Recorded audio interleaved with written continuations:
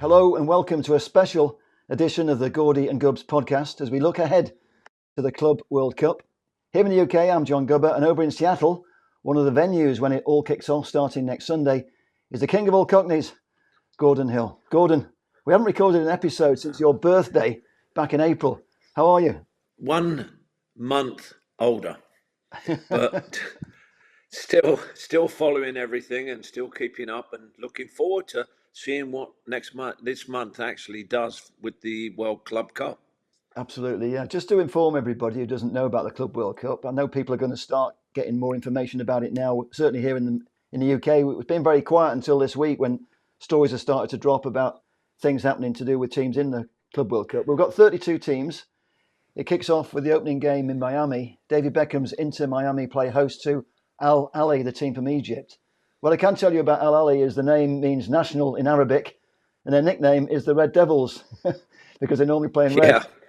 You're a former Red Devil, of course, of the Manchester United variety, but I'm guessing you won't be too familiar with Al Ahly. No, not really, John. There's a lot of clubs that are coming into this World Club Cup. It'll be the first one that we've actually seen to see how it takes off. It's, how can I say, it's a question mark competition because there are so many teams that are in that we don't know about. But it'll be good to see what happens in preparation for the 26th World Cup. Absolutely. One of the talking points today here in the UK has been the ticket prices. The Hard Rock Stadium in Miami has a capacity of over 65,000. But so far we're told tens of thousands of tickets remain unsold and the crowd could be as low as 20,000. Do you think with so many matches scheduled in this tournament, there's 63 games over the 4 weeks, fans will be selective over which are the most attractive games to go to? Well, obviously, it's very similar to the World Cup. You get the favourites getting support. They're going to get their tickets. They're going to be able to sell those tickets. And then the smaller clubs are going to be, okay, fine, you're going to get one man and his dog, so to speak.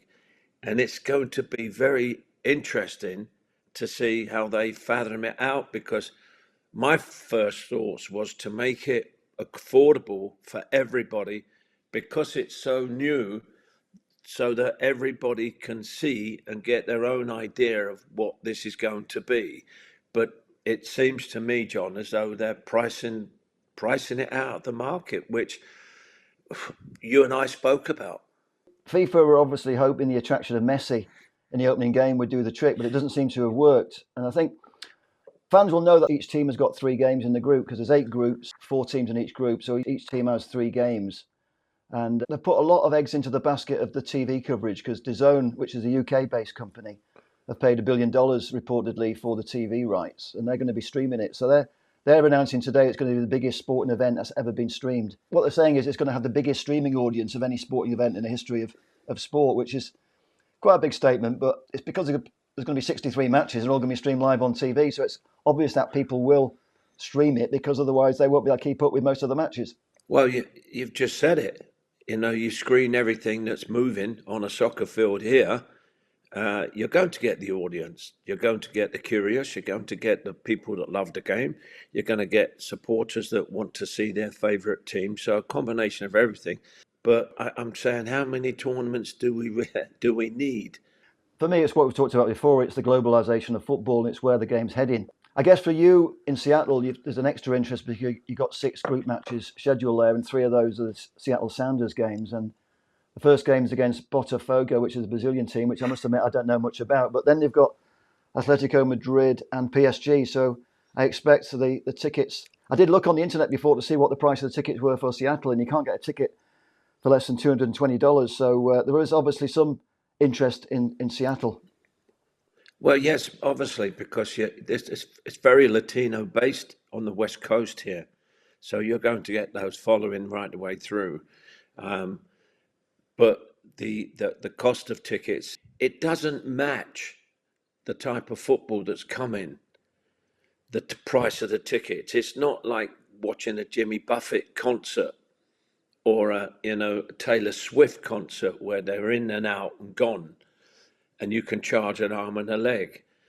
I think they should have made it affordable for everybody to see this new tournament. And Lumen Field is where the Seattle Sounders play.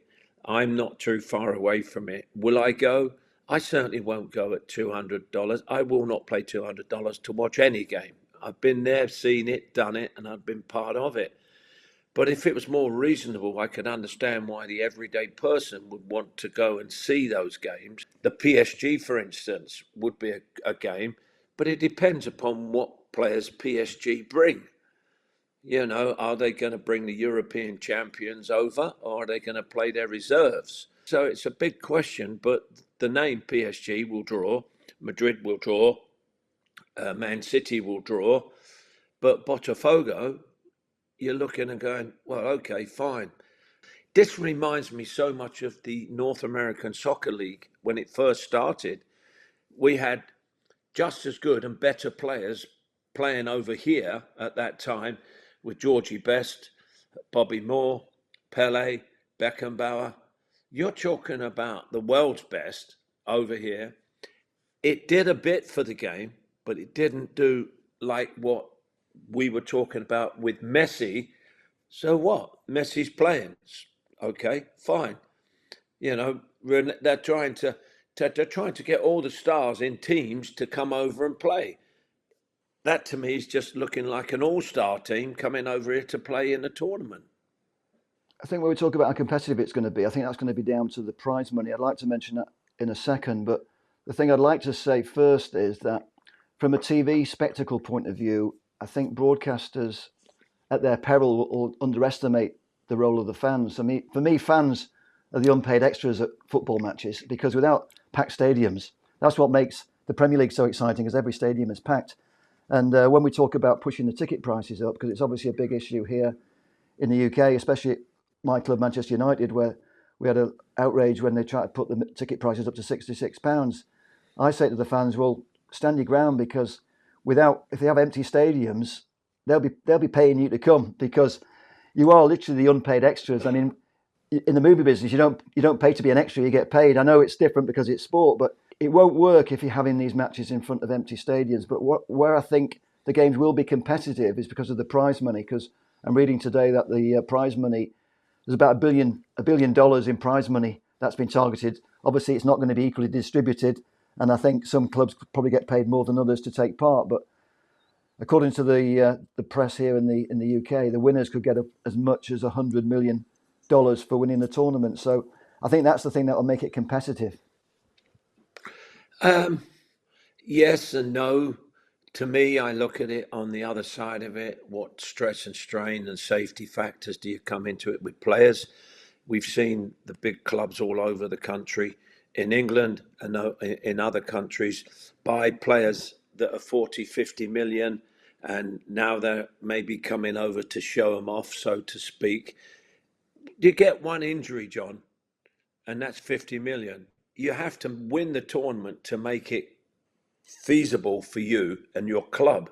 So to me, it's the welfare of the players, the safety factor for the players.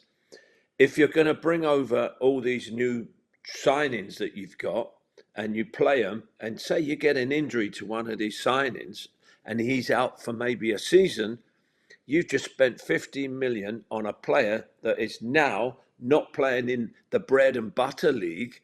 He's now injured. He can't perform. So there's a wow factor of, yeah, they're all coming. But then on the other side of it, the clubs have got to look at it and say, well, we might only get 5 million if we enter, but do we play our best players? And supporters, and I'm for them. Without the supporters, John, you haven't got a game.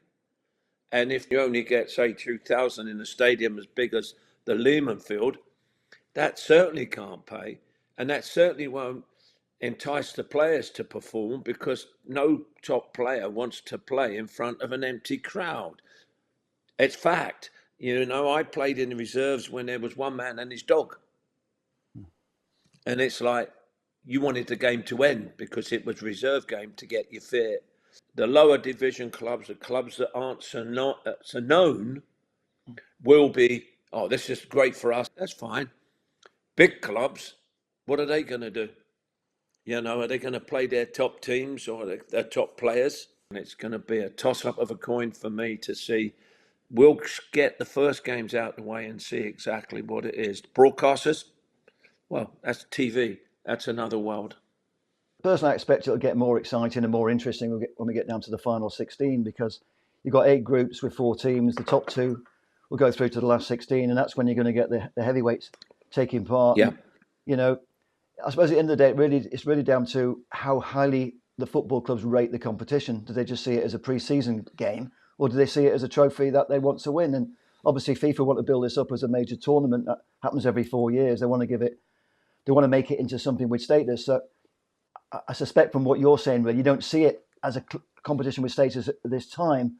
And No. I think probably the public, certainly here in the UK, are probably thinking the same. They just probably see it as a pre-season tournament. But I think that acid test will come when the games start happening. How competitive are they? How good are the games? And what are the stories? I mean, one of the stories I'm interested in, certainly as a football fan and just looking at how the game's changing, is how well the team from Saudi Arabia are going to do. Obviously, they tried to sign Bruno Fernandes this week and he's turned them down. So obviously he didn't think the tournament was that big that he wanted to leave Manchester United to go and play in the Club World Cup. But then on the other hand, today, the Saudi Arabia team, Al Hilal, they've signed Inzaghi as their new manager. He's the manager that's just taken Inter Milan to the Champions League final. They got beat by PSG. So he's obviously seen it as a big calling card. And his first match is going to be against Real Madrid. So when you come to cherry picking which games to watch, that's one of the games that I'll be looking forward to. Al Hilal against Real Madrid. I think you're spot on. The nice thing that I look at it, John, on the other side of it as a former player is I can look at these teams that are performing in the next month, and I can then look at them in their club form and look to see which players will represent their countries in the World Cup, which is the biggie. So it'll be nice to be able to watch them, whether they win or lose. Oh, this is a good player. This is a good player. I think for clubs looking for players, and players not expensive, but players that are of value for money, that show potential, that could possibly be part of your squad. I think on the scouting side of it, I think this has got to be number one, because you're going to get all those players. And number two, you're going to get clubs that won't be able to afford the 50, 60 million, 100 million pound players. And they're going to be looking at players that would possibly do them a job. So for the lower clubs, it's a great advertising for those, which is fabulous. Bigger clubs, they've already really sorted themselves out, and they're playing in that. And they're not going to be playing in that not to win it. Every player wants to win something. And I think you'll find the bigger clubs, like we say in the World Cup, the cream starts to rise to the top as the tournament starts to go. It always has in the World Cup, always it will do in this tournament. So I'm looking to say, yeah, that Botafogo's got a great right back, left winger, but you don't know, John, because we've never seen these teams. And I think what TV's done, which is great, it's brought it all together for us all to have a look at. But as I said, I look at it and go, wow, World Club here, World Cup here. Where's the game going to? It's now global. As you've just rightfully said, John, it's global support. And FIFA and UEFA are all trying to chip at that dollar sign. I know you worry about the players' safety and playing too many matches, but I must admit, as a fan, I just see that as an excuse, really, not to take it too seriously. Because I feel like if you're a big club, you just get a bigger squad. United are talking about having less players next season because they're not in Europe. If you're in more competitions, you need more players, and if you're in more competitions, you make more money. So, I think it sort of balances out in the end. But what I'm wondering is how Premier League teams, Man City and Chelsea, are going to view this competition. I mean, Man City have not won anything this season. If they go along and win the Club World Cup, will they see that as a good season? Or will they just see it as a pre-season thing that they've enjoyed having a nice summer and won a bit of silverware?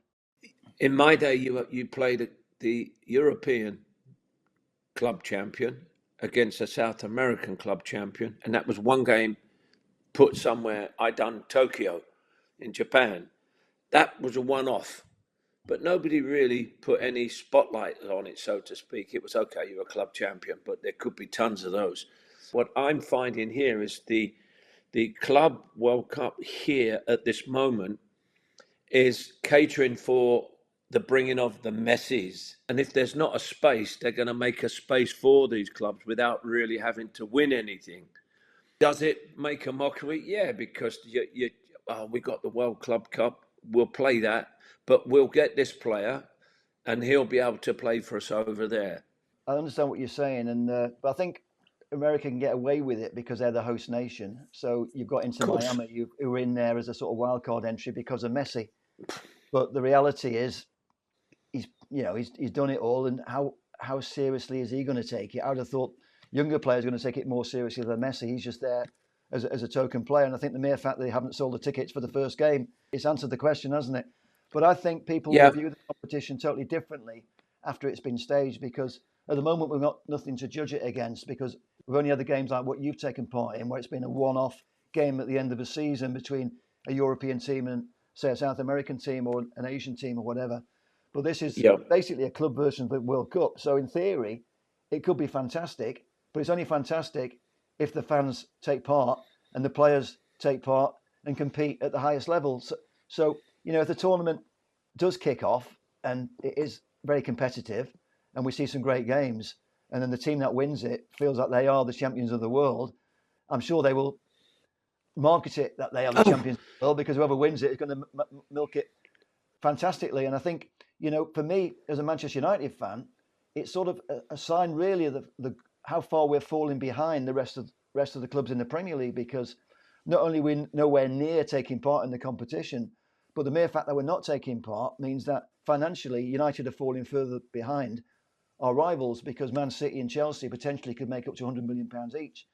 So they've already had good seasons. They're both finishing in the top five. They're both in the Champions League next year. So the gap is getting bigger, which is why I think a lot of people might be surprised by how active United seem to be trying to be in the transfer market. They've signed the Brazilian Cunha from Wolves. They seem to be favourites to sign in Brian Mbomo from Brentford.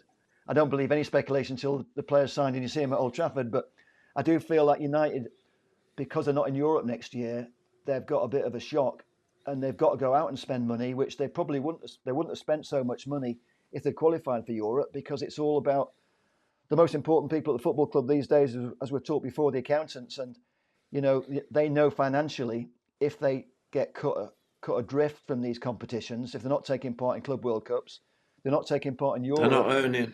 They're not earning, so they've got to spend money to get back into the game.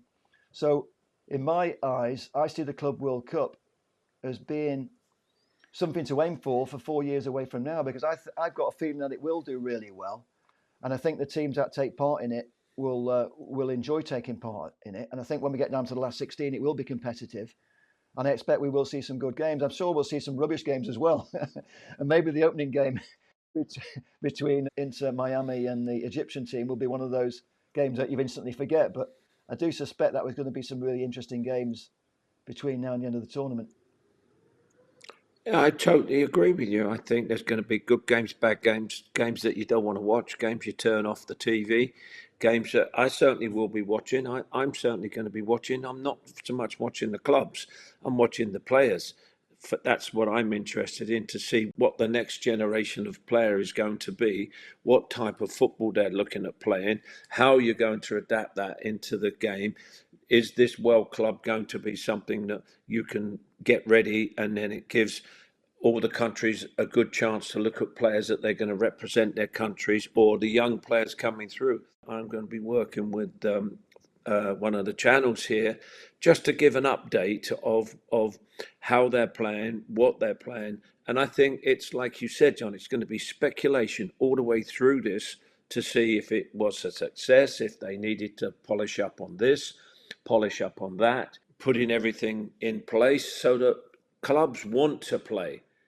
They want to be in it. They want to win it, which may entice the Uniteds to want to play in this tournament. All players want to win this Club World Cup. All of them. Don't care who they are. They're going to try their hardest. The teams that might try the hardest to start with might be the smaller teams that you don't expect, because for them it's going to be massive kudos. It's like the FA Cup, John. It's exactly the same. And to be honest with you, it'll be interesting to see what Brazil can throw at us, what can Germany throw at us, what the best of the best is around. It'll be great if it goes. I wish it the best because I'm on the doorstep. But I'll tell you now, I won't pay that price for tickets to go and watch a game. Maybe the fact that it's free to stream as well as backfiring, because you pay $200 or do you watch it for free, stream it on the internet and see how it goes. So I suspect the opening games will be massive audiences when it's streamed, because they'll be interested to see what it looks like. And also it's free, so people will watch it. And there's no other football on at the moment. So I expect the streaming audience will be massive, but the stadiums will be empty. And it's whether or not the atmosphere, if it lets the tournament down because there's no atmosphere, they'll have to have a rethink. But also, I think there's a lot of pressure on America to make it successful, because they've got the Soccer World Cup, the proper World Cup next year. So it's almost like a dress rehearsal in a way, getting ready for the World Cup next year, isn't it? I totally agree. Not only are you going to see players playing for their club, which they should be, but you're going to see the next year's World Cup players playing for their countries. That's where they wear their heart on their sleeves. But they also should wear their heart on their sleeves for the club they're playing for as well. And sometimes you get two different players like that. And I know that for a fact. But it'll be nice to see. I'm so pleased that I'm going to be around.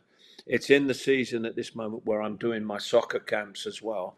And it's lovely to hear the back chat from the little guys, oh, you're going to watch this game. Oh, I'm a Real Madrid fan. I'm going to watch this game in the World Club Cup. I like seeing the clubs that I've not heard of, so to speak, to see what they can produce. And then once they produce it, then you can get an assessment. And then I think once the first 3 or 4 games are out the way, people have said, yeah, I'm looking forward to this game, as everybody does. They're Real Madrid, they're Man City supporters, they're Barcelona supporters. They're all of a sudden saying, yeah, I'm looking forward to this game. I'm going to this game. But then again, if they make it affordable, I can tell you it will be a great success, even bigger success when it's priced right, for people to be able to go in and see their players that they would never normally be able to see live. I must say, when it comes to a FIFA World Cup, a proper World Cup, I watch every single game, but there's no way I'm going to watch every single game, I don't think, of this tournament, because there's just too many games between teams that I don't know much about. But I am fascinated by the tournament itself and how it's going to establish itself, and also the politics of the game, really, because we've talked before about how the growing influence is coming from America and Saudi Arabia. But for me, one of the most fascinating games, because I've not really seen much football in Saudi Arabia. I mean, apart from seeing a few goals of Cristiano Ronaldo, it looks like he's just running around a few traffic cones and knocking the ball into the net. I haven't really seen much of it, but I was watching Ivan Toney, the Brentford player who went to Saudi Arabia, talk today, and he was saying that don't write it off until you've seen it. So for me, one of the most interesting games, I mentioned it before, was the Al Hilal against Real Madrid game, because they've got Neves, they've got Mitrovic, and they've got the new manager now from Inter Milan, and they're going to be going all out. It's going to be a bit like an FA Cup third round. Can they giant kill Real Madrid in the first game? I am fascinated to see how the Saudi Arabian team is going to do, because are they really not much good, as I think a lot of people in this country possibly think, or are they actually starting to bridge the gap? I mean, Ivan Toney is saying, well, okay, they're not Premier League standard, but he's saying they're not too far behind. Do you think that's an exaggeration? Yes, exaggeration. I can tell you that. I played in the North American Soccer League when it first started, and you had the Cosmos, and you had Chicago, and you had Miami, and Fort Lauderdale, and San Diego, and they had all top players from all over the world. And it was, you got the teams that got big crowds, and then you got the smaller crowds. You had the Cosmos that pulled in. Montreal, where I played, there was 50-odd thousand people that would come and watch. You go to Fort Lauderdale, you get it, but then you go somewhere else like Minnesota, and you may not get that many. That it faded away. I mean, that's what it was all about in them days, because what you had to do, you as part of your contract, you had to go out to the schools and the colleges, and you used to go and play head tennis and show them what the game was all about. And, when you get 4,000 or 5,000 people watching in a Chicago stadium, for instance, that has 120,000, it's like a Roman Colosseum at Soldier Field, you're wondering where the crowd are. and you're on the field there playing in the North American Soccer League, but the standard on the field was decent. But, you have to be spurred on. We know at Old Trafford, you get spurred on by the crowd. I was spurred on by the crowd. Millwall, even with their sport, I got spurred on by, if you're doing well, it is great to hear those voices applauding and saying well done and everything else. It pushes you on, so I hope they get a bumper crowds, but please keep the prices really down so that people can go in to watch it. They will put a good event on, but then you'll soon find out which stadium sold and which didn't sell. I'm looking forward to seeing some good young players. I really am. I like it. For me, I'm here. I can see it, but would I travel for it? No. The crowd's only going to roll up from the locality, isn't it? So if the tickets are in demand, the ticket prices go up. If the ticket price is not in demand, the ticket prices go down. So I know for the opening match, you can get a ticket for the Al Ali Inter Miami game for about $24, which is less than £20 in UK sterling. So, there's a good chance that people might just roll up on the day. I think we'll find there are a lot of transfers at the end of this. And it's perfect because the transfer window. It will be interesting to see how many players that get discovered during this tournament. Yes. Because a lot of them will end up in the Premier League for sure, because that's where a lot of the money is. The first round of matches will tell you everything. Everything. Ones that the clubs that want to perform, clubs that are just happy to be there, clubs that are trying their devil to win the game. That's what the football's all about. And at club level, they can't say they don't know the players they're playing with. They play with them all season. So I'm looking forward to it. I really am. I think one thing we should mention just before we leave is that you've also got a team coming over from Manchester, an amateur team coming over to Seattle. So they've timed it to come on the back of the Club World Cup, I guess. So tell us a little bit about that one before we say goodbye. Yeah, I've got 2 or 3. I've got about 4 games. They're playing their 97th, 8th, 9th, their 100th game abroad. And the last game will be against a representative Latino team in Seattle, some of their best players. And then I've got the first game, which is against the Sounders Reserves at their training ground on the 22nd of June. On a Sunday at 11 o'clock. So I'm looking forward to being able to take these English boys over there and show them and lead them out and just say, okay, fine, And these are 19, 20, 21-year-olds that are trying to make their way in England as well. So that's going to be, really, really exciting. But I'd also, on another note, like to wish Chris Davis, who's organised it and been on all these trips, all the very best. He's in Stepping Hill at the moment, hospital in Manchester, in Stockport. He's very seriously ill, and Chris was coming across. He kept in touch with me, and I've known him for years. And when he said we'd like to come for our 100th game to Seattle, I said, yeah, I'll help arrange all these games. So I want Chris to know that we're all thinking of him, and we send our regards and a healthy and safe return. And, our best wishes go to you, Chris. Get well, my friend. Very nicely said. I did do a little piece with Chris to promote the fact that they were coming over here and they were looking for sponsors. And Chris is a very nice guy. He's obviously he's been touring with this team since the 60s. And as you say, the 100th game was timed to happen in Seattle on this tour. So it's very sad that he's going to miss the tour. But I know everybody's going to be thinking about him, as you've said, and that's a beautiful message that you've given there, Gordon. So as we sign off now, I think it's a nice time for those guys to be coming across during the Club World Cup. So hopefully it is going to be a tournament that people will remember, and there will be some good matches. There will be a few good games. So hopefully we'll talk again either after the tournament's over or during the tournament to see how it's going, and we can probably have a different perspective of how it's all. We will have a different perspective after it's all happened. So let's look forward to the opening match. I'd be interested to see how many people are there, because at the moment, as I said, you can get a ticket. Yeah, $20. And I'd like to be able. I'd like to also echo my views on. We're trying to get yourself, John, over here with this tour. So any sponsors that could come up and help us with this one, we want to record it and do what we're doing now and put on a video when you can actually see the boys coming over and playing the games. And we'd like to bring Johnny over with us as well. So anybody there that could help out, we'd be absolutely delighted. And as I said, I've always got room for John. And, as long as he hasn't got too many cameras and videos with him, he's all right.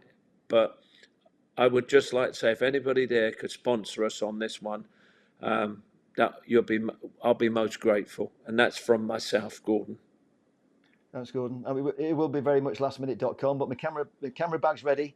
I've got 2 cameras, a couple of lenses, microphones, and I got my passport up to date. So I'm ready to hop on the next plane if the money comes in. I'm not too optimistic because we're right at the last minute, but I am available if a sponsor comes in. But either way, it's a beautiful story, and I hope they do get to have a nice match for the 100th game. And I'm sure that even if I'm not there, there's going to be hopefully there'll be some local coverage, but maybe with all the attention being on the Club World Cup, there won't be enough media space to go around. So maybe that's another reason why the sponsor needs to get me over there to guarantee that it's not lost in the history of the Club World Cup. But anyway, Gordon, that would be fantastic, John. Yeah, I'm looking forward to getting over to Seattle because you tell me so much about it, and I feel like I know all about Seattle. It's a beautiful place, and as I said, it's something that you've got to savor for yourself, something that you need to do. I mean, it's a beautiful place.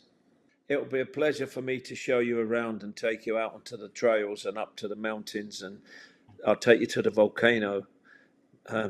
You can have a look at that, but we ain't going to get too close. I know you've got some bears that sometimes come around your garden, so I don't want to get too close to those bears, but I have made animal films in the past. Also, I need to show you my soccer skills. Hold on a minute. I've got to go. I've got to go quickly.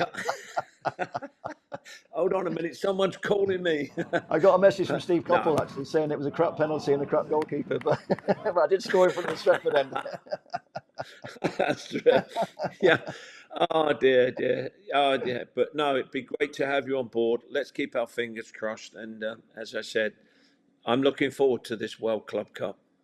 Okay, smashing. Hopefully you have some good games. Speak to you next time, Gordon. All right, John. Brilliant.